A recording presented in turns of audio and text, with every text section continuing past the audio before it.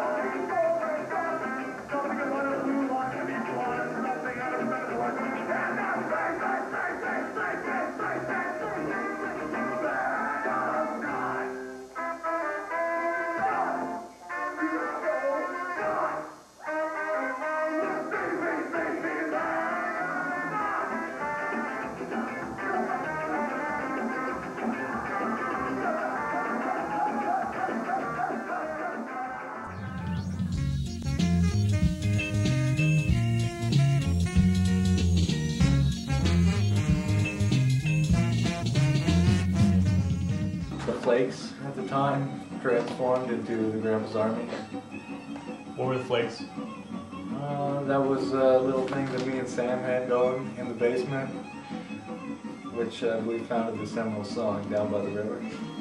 Still, to this day, a classic. One name speaks for all. Doug Fever. Yeah, so anyway, me and Doug decided to start a band. I'd been in a couple bands before, and we went to Doug's house and started playing like blues music about old people living in vans down by the river and about old ladies at Christmas and stuff. And Doug wrote these crazy lyrics, and he couldn't really play bass, he couldn't really sing, but he had a cool voice, so it sounded like this like really like old as the hills kind of man. So we kept that, and it really wasn't very good. I mean, we didn't play any shows with just two people. We ran into Johnny and Goldwyn, who we didn't really know, but we met them through running, and it turned out that they played instruments. Johnny had a guitar and Goldwyn had drums, so we took all that stuff and went over to Johnny's parents' house and just started jamming. Doug was kind of, he was almost like gone by the time I got there. I think we played like 2 shows together. He seemed like a pretty funny guy. I know he's like, you know, in that sense, and he's always like part of the Grandpa's Army legacy and stuff like that. Humor. That's my one word for Doug, is that no matter what Doug was doing, it'll always be funny. Got the rest of the lyrics.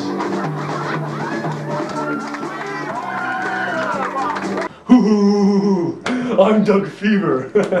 Man, that guy was huge. I was so tiny. I was like, what, 80 pounds?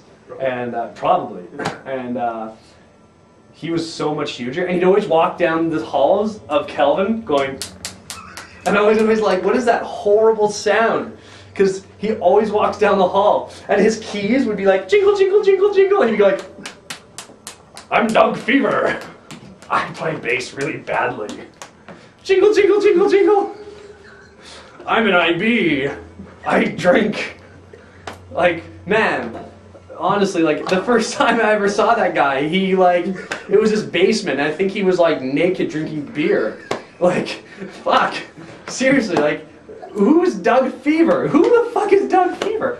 I don't know. Moved to Switzerland and got high every day, and then, like, moved to Halifax. Man, that guy was naked drinking beer. And, like, his basement, there was, like, boxes of beer. And the kid was, like, 17. He can't buy beer. Who the hell, where did he get the beer from? Early shows, I remember playing at Heaven, which was a classic show, the poetry reading, one of the first. I remember basically going to the show to see Grandpa's Army and having to sit through like 2 hours of like the weirdest, probably worst poetry I've ever heard in my entire life. And then all of a sudden, and then Grandpa's Army comes on. It was just such a weird crowd because it was like everyone from high school, and we were all really young, so probably about 14, 15, and then like these 30-year-old people there to listen to poetry, and then these teenagers get up and start playing guitar. So it was a scene.